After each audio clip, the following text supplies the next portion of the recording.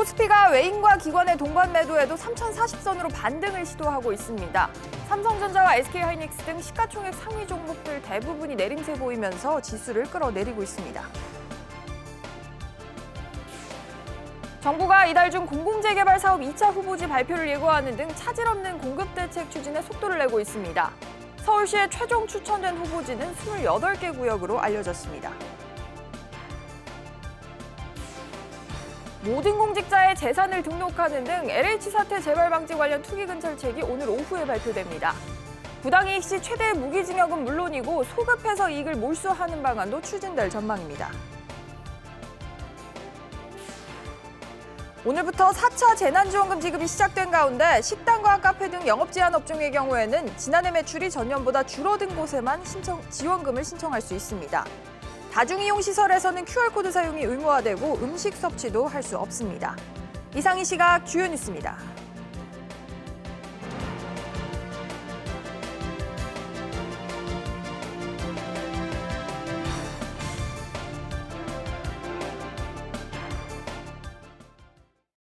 시청자 여러분 안녕하십니까? 월요일 백브리핑 시시각각 시작합니다. 첫 소식 금융시장 소식으로 전해드리겠습니다. 이번 주의 첫 거래일인 오늘 주식시장에서 코스피는 전거래일보다 소폭 상승한 채 지금 움직이고 있습니다.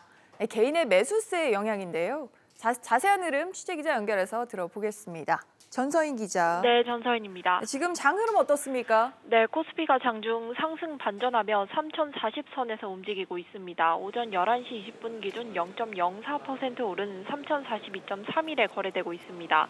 기관이 5천억 원, 외국인이 1천억 원 넘게 매도하고 있고요. 반면 개인은 6천억 원 넘게 사들이고 있습니다. 삼성전자는 어제와 같은 가격에 거래되고 있고 네이버와 SK하이닉스 등은 하락 중입니다. 코스닥은 개인의 매수세에 0.23% 오른 958.87에 거래 중이고요. 서울 외환시장에서 원달러 환율은 지난주보다 2원 65전 오른 1,131원 95전입니다. 그렇군요. 주요 종목별로 보면 움직임이 어떻습니까? 네, 셀트리온이 개발한 코로나19 치료제 레키로나주가 지난 금요일 유럽의약품청으로부터 조건부 허가를 받았는데요. 이 소식에 코스피 시장에서 셀트리온은 4.62% 오르고 있고 코스닥 시장에서는 셀트리온 헬스케어와 셀트리온 제약이 나란히 강세를 보여주고 있습니다. 또 금호 석유화학도 주가가 장 초반부터 13%대 급등세인데요. 지난 금요일 주총에서 박찬구 회장이 압승하며 경영권 분쟁이 일단락된 영향입니다. 최근 초대형 컨테이너선 20척 수주에 성공하며 단일 계약으로는 세계 최대 규모를 기록한 삼성중공업도 강세를 보여주고 있고요.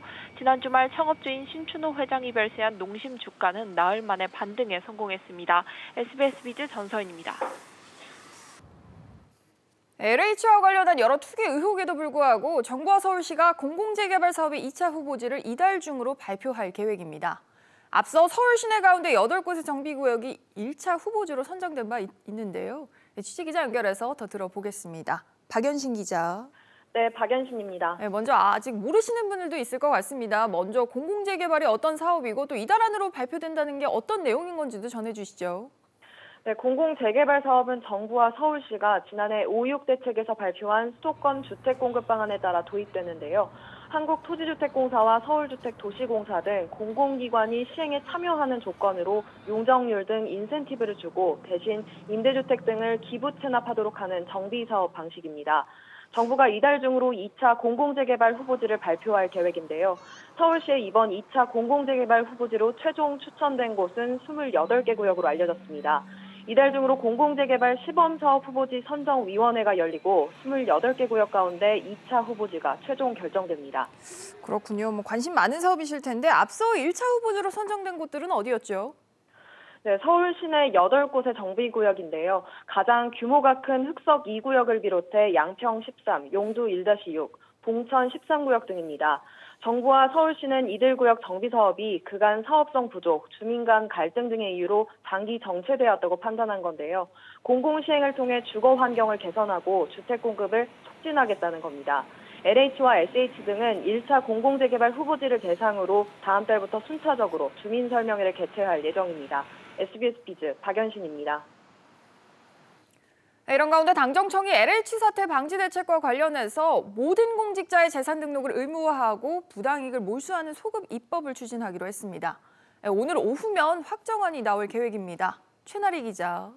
네, 최나리입니다. 우선 부동산 투기 근절 대책의 윤곽이 지금 나왔죠. 네, 우선 재산 등록 대상을 기존 4급 이상에서 9급까지 전 공직자로 확대하기로 했습니다. 또 시장 교란 행위에 대해서는 부당이익의 최대 5배까지 환수하고 농지 취득 심사도 강화하기로 했습니다. 구체적인 내용 직접 들어보겠습니다. 재산 등록 대상을 전 공직자로 확대, 부동산 관련 업무 공직자의 업무 관련 지역 내 부동산 신규 취득 원칙적 제한, 공직자 이해충돌 방지 제도화, 4대 시장 교란 행위의 경우 5배까지 부당이득 환수, 농지 취득 심사 및 특별사법경찰제 도입 등 이렇게 규제가 높아지는 한편 처벌 수위 역시도 크게 높아지죠. 네, 부당이익이 5억 원 이상일 경우 3년 이상의 유기징역, 50억 원이 초과될 경우 최대 무기징역까지 처해지는 방안 등이 포함될 것으로 보입니다. LH 경우 현 임직원은 물론 10년 이내 퇴직자에게도 같은 처벌 규정이 적용됩니다. 알겠습니다. 한편으로는 부당이익 몰수 소급 입법도 추진된다는 얘기가 계속적으로 들려옵니다. 이건 법적으로 가능합니까? 일반적으로는 범죄 행위 시점보다 나중에 만들어진 법률 조항을 소급 적용해 처벌하는 것은 위헌에 해당합니다. 다만 여당은 공직자의 지위를 활용해 투기를 하는 경우 등을 친일 반민족 행위자와 같은 단열로 규정하겠다고 밝혔는데요. 친일 반민족 행위자 재산의 국가 귀속에 관한 특별법처럼 소급 적용되는 사례를 활용한다는 겁니다. 정부는 오늘 오후 문재인 대통령 주재로 긴급 반부패 정책 협의회를 열고 세부 대책을 발표할 예정입니다. SBS 비즈 최나리입니다. 네, 오늘부터 자영업자와 소상공인들에게 4차 재난지원금을 지급합니다. 지급 대상자는 약 385만 명, 지급액은 모두 6조 7천억 원에 달하는데요. 대상과 규모 또 신청 방법은 어떻게 되는지 취재기자 연결해서 들어보겠습니다. 김기송 기자. 네, 김기송입니다. 네, 이번이 벌써 4차여서요. 이전 지원금과는 이번에 또 달라진 점이 뭐가 있을까요? 네, 가장 바뀐 점은 식당, 카페, PC방 등 영업 제한 업종의 경우 지난해 매출이 2019년보다 감소해야 지원금을 받을 수 있다는 겁니다. 국세청 자료에서 매출 감소가 확인된 270만 명이 우선 대상인데요. 매출이 감소한 식당과 카페, PC방 등은 최대 300만 원을, 매출 감소 여부를 보지 않는 집합금지 업종들, 그러니까 실내 체육시설과 노래방, 학원 등은 6주 이상인 경우 500만 원, 그 미만인 경우는 400만 원을 받을 수 있습니다. 이 부분 잘 확인하셔야 될 것 같은데 더불어서 지원 범위도 좀 넓어졌죠? 네, 그렇습니다. 기존에는 상시근로자 5인 미만의 소상공인과 일반 업종 기준 매출액 한도가 4억 원 이하인 경우만 대상이었는데요. 4차 지원금부터는 상시근로자 수 기준을 없애고 매출액 한도는 10억 원 이하로 높였습니다. 또한 이번에는 한 사람당 최대 4개 사업체에 대해서 최대 1,000만 원까지 받을 수 있도록 했습니다. 이전까지는 한 명당 1개 사업체에 대한 지원금만 받을 수 있었습니다. 알겠습니다. 또 오늘 신청하면 오늘 받을 수 있습니까? 네, 그렇습니다. 오늘부터 지급되는 4차 재난지원금은 버팀목 플러스 자금입니다. 지원금 대상자는 오늘 오전 6시부터 안내 문자를 받게 되고 지원금을 수령할 계좌를 확인하면 당일 지급이 이루어지게 됩니다. 오늘은 사업자 등록번호 끝자리가 홀수, 내일은 짝수인 사업자만 신청할 수 있고 모레 이후에는 구분 없이 신청할 수 있습니다. 지원금을 받으려면 반드시 국세청에 사업자 등록이 돼 있어야 하고 신청 당시 휴업이나 폐업 상태가 아니어야 합니다. 또 국세청 자료로 매출 감소가 확인되지 않은 사람들은 별도 증빙 후에 4월에서 5월 사이에 지급될 예정입니다. 지원금 신청은 버팀목 자금 플러스 홈페이지에서 할 수 있습니다. SBS 비즈 김기송입니다. 저금리 시대가 저물고 금리가 오르기 시작할 거란 전망에 변동금리로 대출받으신 분들 걱정이 이만저만이 아니실 텐데요. 금리가 오르면 자연스럽게 상환 부담이 커지기 때문입니다. 이런 상황이다 보니까 금융당국이 2년 전에 내놓은 대출 상품이 주목을 받고 있습니다. 이한승 기자. 네, 이한승입니다. 우선 변동금리로 대출받으신 분들은 얼마나 될까요? 네, 금융감독원에 따르면 지난해 말 기준으로 은행권 전세자금 대출을 포함해 주택담보대출 가운데 이 변동금리로 대출받은 비중은 50.3%를 기록했습니다.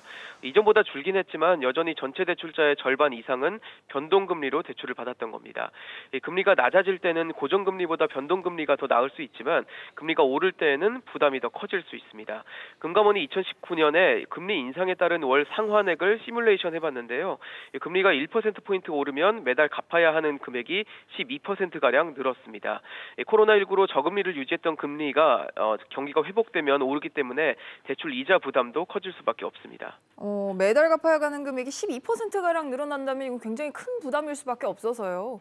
근데 이런 부담을 좀 줄일 수 있는 상품이 있다면서요? 네, 금융당국이 지난 2019년 3월에 내놓은 금리 상승 리스크를 줄여주는 상품인데요. 크게 두 가지로 볼 수 있습니다. 하나는 매월 갚는 금액을 고정해서 금리가 올라도 부담이 커지지 않게 하는 상품이고요. 또 하나는 금리 자체에 상한을 두는 상품입니다.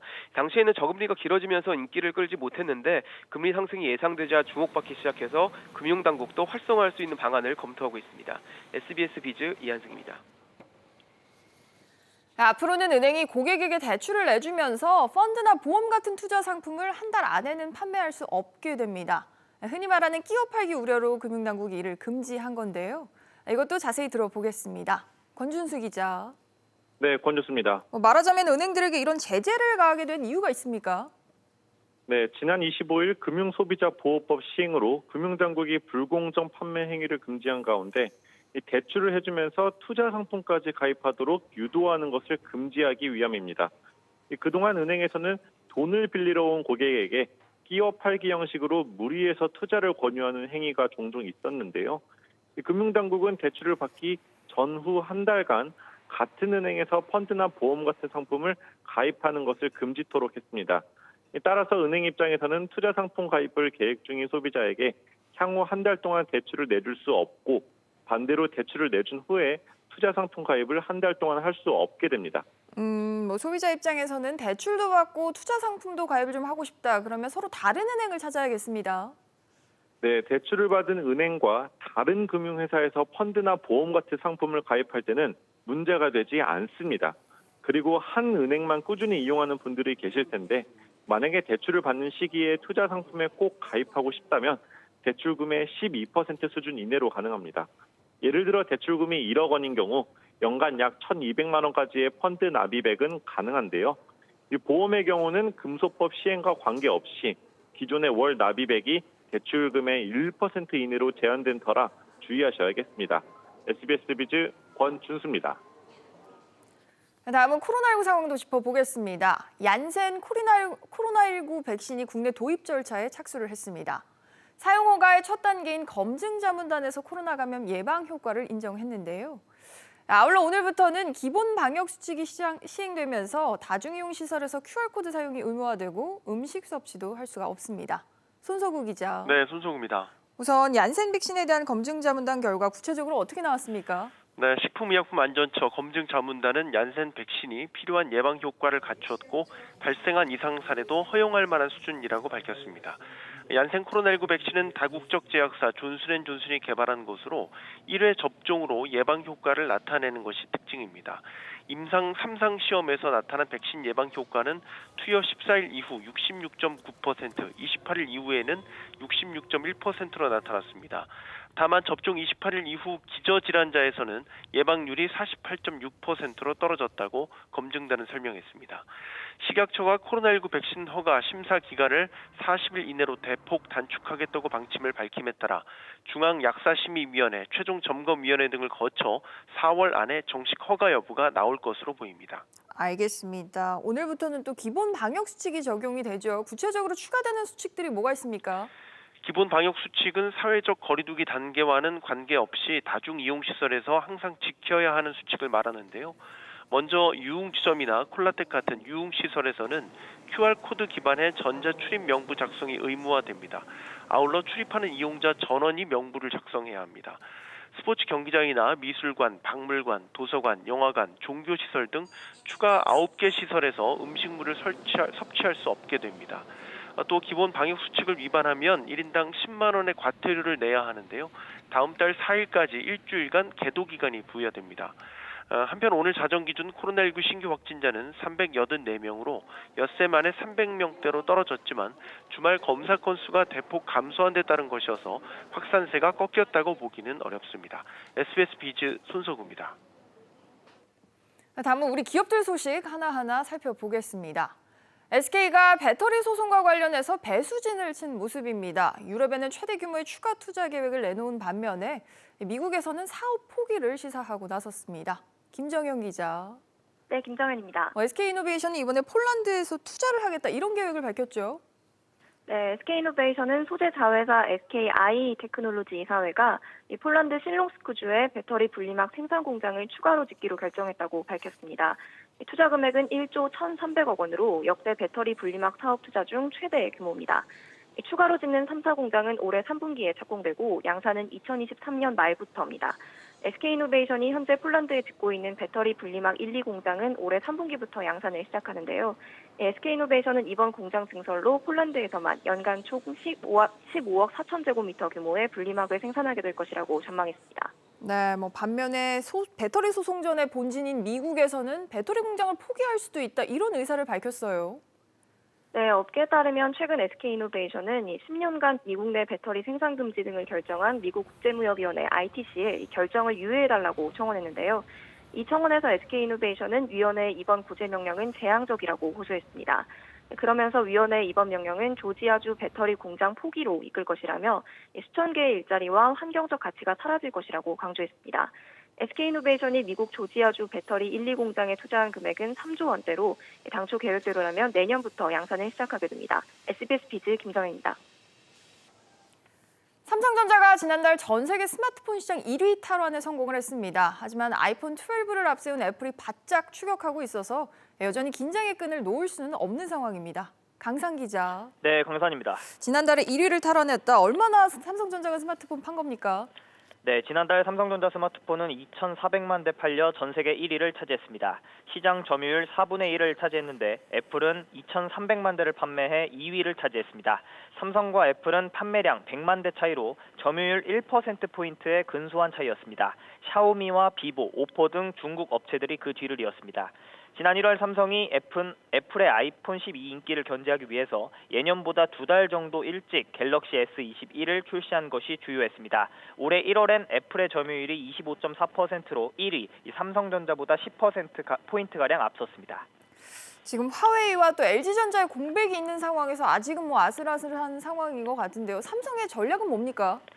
삼성은 갤럭시 S21뿐만 아니라 중저가 폰인 갤럭시 A 시리즈의 성능을 높여 시장 점유율을 확대하고 프리미엄 제품인 폴더블 폰으로 수익성을 확보할 계획입니다. 특히 고동진 삼성전자 모바일 부문 사장은 이달 중순 정기 주주총회에서 이 폴더블 폰 대중화를 추진할 계획이라고 말했습니다. 삼성은 올 하반기 이 폴더블 대중화를 위해 가격대를 낮추고 제품군을 다양화한다는 예정입니다. 이 삼성은 올 하반기 가칭 갤럭시 Z 플립 2, Z 폴드 3, 이 Z 플립 라이트 등 최소 3개 폴더블 스마트폰 모델을 출시할 전망입니다. 지난해 점유율 87%를 차지하는 등 이 폴더블 스마트폰 시장은 현재 삼성이 주도하고 있는데요.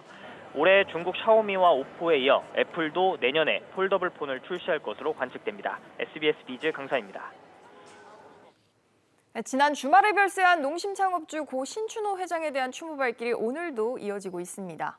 고 신 회장은 생전의 품질 경영과 해외 시장 개척 등을 강조했다라고 하는데 수장을 잃은 농심으로서는 이제 앞으로가 걱정입니다. 박규준 기자. 네, 박규준입니다. 네, 고 신춘호 농심 회장 장례 일정부터 짚어볼까요? 네, 27일 새벽 별세한 이 고 신춘호 회장의 장례는 4일 동안 치러집니다. 내일 오전 5시 발인 후에 오전 7시쯤 농심 본사에서 연결식이 열릴 예정입니다. 빈소에는 생전 사이가 좋지 않았던 이 친형 고 신격호 롯데 명예회장의 자녀와 롯데그룹 전현직 임원들이 방문했습니다. 신격호 명예회장의 첫째 딸인 신영자 전 롯데복지재단 이사장은 빈소를 직접 찾았고요. 신동빈 롯데 회장은 일본에서 조화를 보내 추도했습니다. 고 신 회장이라고 하면 지금의 농심을 키워낸 업계에서는 입지전적인 인물이죠. 생전에 가장 강조한 말들도 있었습니까? 네, 품질 경영과 해외 시장 개척을 강조했습니다. 고 신춘호 회장은 지난해 말 이 마지막 출근 자리에서도 거짓없는 최고의 품질로 세계 속의 농심을 키워라 이런 메시지를 남겼습니다. 지난해 신라면 해외 매출은 약 4,500억 원으로 이 농심 전체 해외 매출의 40%에 달할 정도입니다. 대단하네요. 그래서 농심으로서는 앞으로가 더 중요하겠죠. 후계 구도는 정리가 됐습니까? 네, 이 장남인 신동원 부회장으로 후계 구도가 확정됐습니다. 신 부회장은 주주총회에서 이 사내 이사로 재선임이 됐고요. 이 농심홀딩스의 지분을 43% 갖고 있는 최대 주주이기도 합니다. 이 신 부회장 앞에는 이 신사업을 키워내고 이 해외 입지를 더 다져야 하는 과제가 있습니다. 현재 신사업으로 추진하고 있는 건강기능식품과 올해 말에 가동을 앞두고 있는 미국 제2공장의 성공 여부가 신 부회장의 주요 시험대가 될 것으로 보입니다. SBS 비제 박규준입니다. 오뚜기가 지난주 주주총회에서 대표이사를 교체했습니다. 10년 넘게 회사를 이끌어온 이강훈 사장이 물러난 건데요. 최근 오뚜기의 미역 상품에 중국산 미역이 혼입됐다는 의혹이 나왔는데 전량 회수 약속과 함께 공식 사과문 발표가 이 전 대표의 마지막 공식 행보가 됐습니다. 김한진 기자. 네, 김한진입니다. 그럼 이제 오뚜기의 대표 체제는 어떻게 변합니까? 네, 함영준 오뚜기 회장과 함께 2인 대표 체제를 구축했던 이강훈 사장이 물러났는데요. 황성만 부사장이 대표이사로 선임돼 사장 승진하면서 이 자리를 채우게 됐습니다. 그러니까 함영준, 황성만 2인 대표 체제로 가게 된 겁니다. 황신인 대표는 1990년 초반 입사한 이후 계속 근무를 해온 오뚜기맨입니다. 라면 연구소장을 지내면서 스낵면 등 여러 히트 상품을 직접 만들었고요. 오뚜기라면 대표이사와 오뚜기 제조 영업본부장 또 부사장에 이어 이번에 오뚜기 대표 자리까지 오르게 됐습니다. 이 대표는 식품업계 대표 장수 CEO로도 유명했지 않습니까? 그런데도 임기는 채우지 못하고 물러나게 됐네요. 그렇습니다. 이 대표는 지난해 주주총회에서 3년 임기 사내이사에 재선임되면서 임기가 2년 더 남았었는데요. 이번 주총에서 사임을 표명했습니다. 오뚜기는 최근 일부 옛날 미역 제품에 중국산 미역이 섞였다는 의혹이 불거지면서 곤욕을 치르는가 하면 불법 토지 전용 의혹도 받은 바 있고요. 또 일감 몰아주기로 지배주주 일가가 이익을 챙긴다는 논란에도 휩싸인 바 있습니다. 결국 한동안 가뚜기로 불렸던 명성에 잇따라 흠집이 나기 시작했는데 이런 분위기를 의식한 일종의 책임론 반영 성격이 아니냐는 분석도 나옵니다.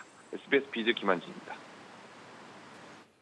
수혜주나 마비 사태가 장기화될 조짐을 보이면서 우리 해운업계와 또 수출 기업들의 고민도 점차 깊어지고 있습니다. 이 내용도 취재 기자 연결해서 들어보겠습니다. 조슬기 기자. 네, 조슬기입니다. 지금 여전히 또 사고 수습이 지연되면서 선박 운행에도 차질이 커지고 있습니다. 네, 수혜주나 선박 좌초 사고가 일주일째 이어지면서 이 옴짝달싹 못하게 된 선박만 현재 360여 척에 이르는 것으로 파악됐습니다. 이 때문에 남아프리카 공화국 희망봉 주변을 도는 우회 항로를 택하는 선박들이 점차 늘고 있는데요. 국내 해운사인 HMM도 24,000 TEU급 선박 3척 그리고 5,000 TEU급 선박 1척에 희망봉 우회를 46년 만에 전격 결정했습니다.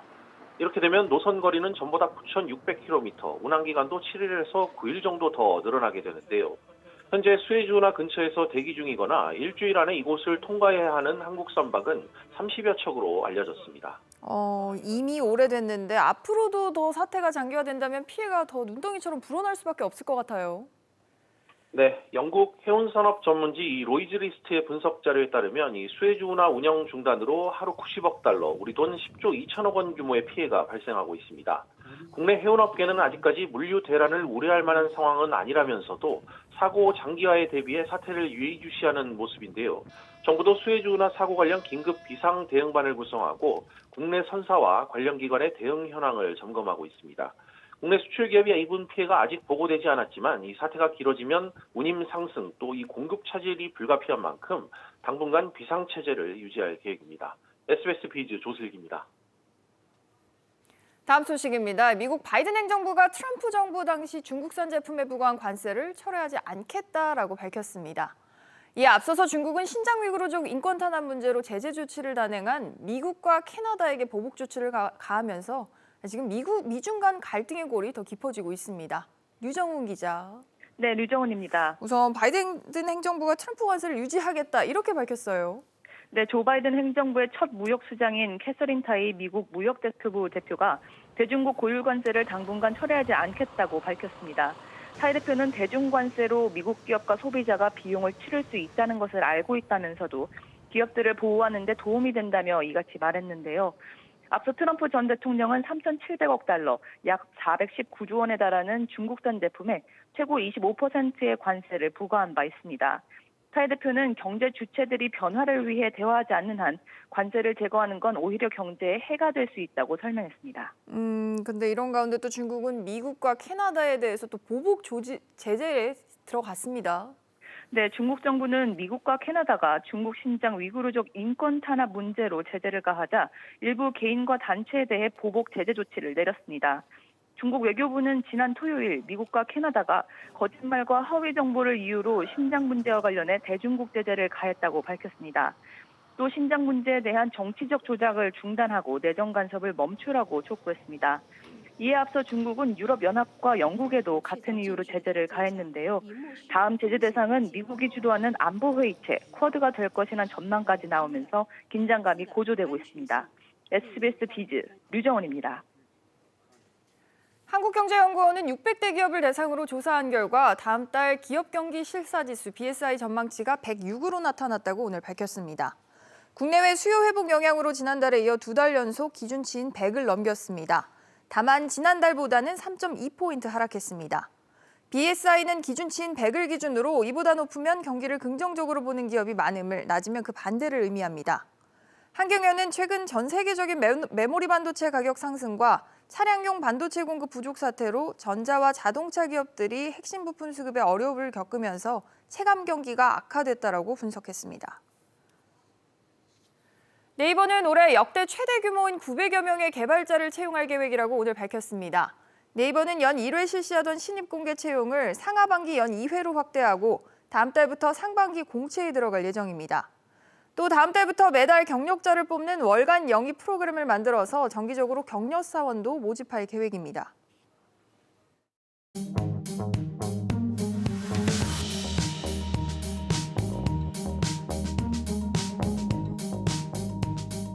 안녕하세요. K웨더 공기진흥센터에서 전해드리는 대기오염 예보입니다. 활기찬 월요일이지만 북서풍을 타고 들어온 황사가 말썽을 부리고 있습니다. 현재 미세먼지 실황 보시면 전국 미세먼지 농도 매우 나쁨 단계를 보이고 있는데요. 현재 서울 전역도 매우 나쁨 수준을 보이고 있습니다. 특히 기름 이동은 현재 539 마이크로그램으로 서울 중 먼지 농도가 가장 높게 나타나고 있고요. 양재동과 월곡동이 그 뒤를 잇고 있습니다. 이렇게 고농도 미세먼지가 기승을 부리는 가운데 곳곳으로 황사 경보가 발효 중입니다. 서울도 6년 만에 황사 경보가 내려졌는데요. 오늘 되도록 외출 자제하시고 실내 환기도 피하시는 게 좋겠습니다.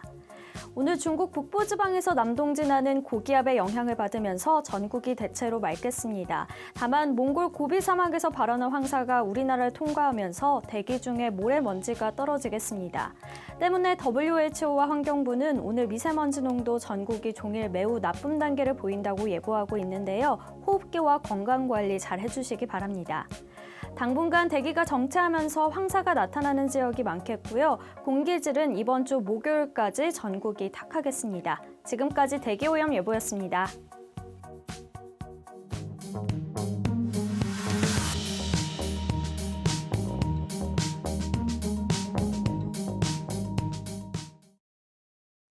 (3월 29일) 월요일 오전 저희가 준비한 소식은 여기까지입니다. 시청해주신 여러분 고맙습니다.